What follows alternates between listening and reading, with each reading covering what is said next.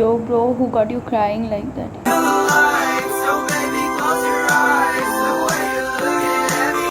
This and this. And it's not like my political science exam is over. I have my political science exam tomorrow. And I am in the most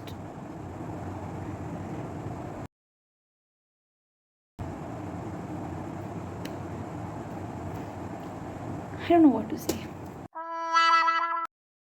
I am in the worst situation possible right now. Like, crisis of my academic order and challenges to and not any restoration of my academic system. Anyway, so I have revised 1 minute. I have revised all the chapters except, of course, all the chapters except for regional aspirations and recent developments from the Indian book, and security in the contemporary world, and environment and natural resources from the world book. What I'm going to do right now is starting from now till now is almost 9 a.m. I was supposed to start revising at 8 a.m. but this thing led to the other, and of course I started procrastinating once again, and here I am out of the frying pan in boiling water. The previous chapters I'm going to revise once again, like starting from the challenges and era of one party dominance, era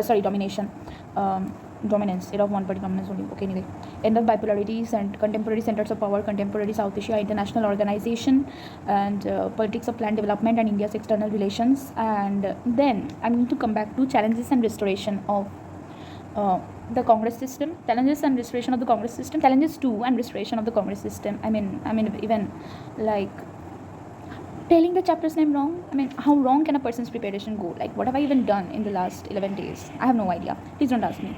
And then I'm going to do the crisis of democratic order. Otherwise, I'm going to be in deep crisis tomorrow, and nobody's going to help me out of that controversial position.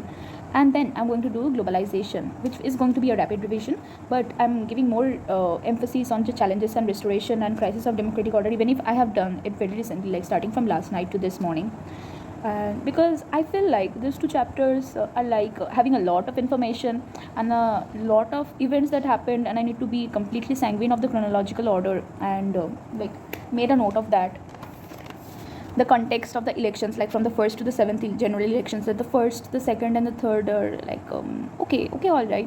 1952, 1957, 1962. Those are like the one party dominance, so they are not having a lot of information in them, and there's a lot of problem and pain in the neck.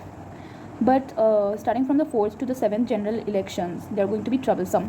And also I have recent developments in Indian politics, like 1990s, which is a hell lot of information, because therein comes so many parties. And how do I remember that the Grand Alliance was made up of this parties, and the Congress was having an alliance with this parties. Like, I do remember, but I'm pretty sure I'm going to forget them tomorrow. And then I have to make a note of all the, revise properly all the personalities. Okay, I was talking about the general election, the context of the elections, the results, results, like reasons for INC's success or failure, and then the consequences, like whatever terminology evolved as a result of that election, or like non-congressism and this defection, and then also the emergency and everything that followed, and like what happened, why did the 1977 Janata Party government fail, and all these things. Like, I don't remember something, but I know this required a hell lot more, like a hell lot. How many times am I going to repeat that? More revision, more emphasis, more profound, and more, what do I say, grassroots level revision. You know what I mean. And then India's external relations, of course, not just with Pakistan, China, United States, but with USSR and Russia from the first chapter in the bipolarity. Like, whatever I could understand from the revision I have done so far. And then Bangladesh, Sri Lanka, Nepal, Bhutan, Maldives, the history and the positive aspects and the negative aspects, and the current position, like the current foreign policy, and the steps taken to mediate the relations, or like steps that can be taken for alleviating the problems existing between the nations. And then India's internal relations, which internal relations, doesn't make so much sense, but yeah, that's how I am making a note of everything. Internal relations with, I think there is Kashmir, and then the south, the like Dravida movement, and then Sikkim, the northeastern states of Assam, Manipur, and another one was there, I don't remember. Punjab is there, and then we are having Goa, and then yeah, pretty much this. Okay, and then like we can also consider the Gujarat and Bihar movement and as regional aspirations maybe. And then all the personalities have to be very specific about the state, like more or less I do remember, like yeah, this name sounds like this person is from Bihar, so yeah, this person, yeah, of course, because that's going to come in the map pointing. And then the position, like the designation held by the person, like whether in the cabinet ministry or like a chief minister of any state or something, or perhaps like the party to which they belonged, or the party that founded, or the party whose presidentship they acquired over time. And then also the picture identification, because what if they give a cartoon that is not in the book? I mean, they won't, but I have like maybe they can give pretty wide speculations on that. And then the cartoons in the boxes. For the cartoons, what I'm planning is that at the very last moment, I'm going to, you know, go to ChatGPT and then be like, hi, can you please interpret the meaning of these cartoons for me? Because there are some cartoons whose, which are not interpreted, not conveyed properly, and the graphics quality of the NCERT textbooks, so, and the boxes properly, like all those boxes which are there of the DPSP, and then the abolition of the privy purses, and then the left wing and the right wing, and then like all those things, the syndicates, and yeah, all those extra boxes also from the international organizations. Like I've done them, but to do it once again.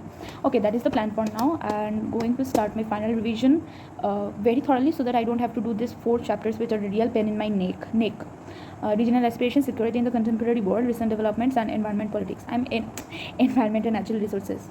Okay, so let's see what happens, because I will have to face the day tomorrow. I will have to face 22nd of March.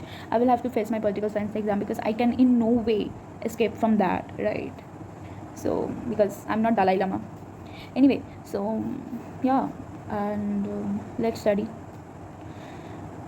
I'm so exhausted of this one subject, and I hope God does not punish me. But whatever, like, how do I remember the years very precisely? Let's see. I'm still doing the final revision, and hopefully when I'm doing the final revision, I'll remember them better. Maybe. Yeah, bye. Girl, please study. You don't even have 24 hours in your hands.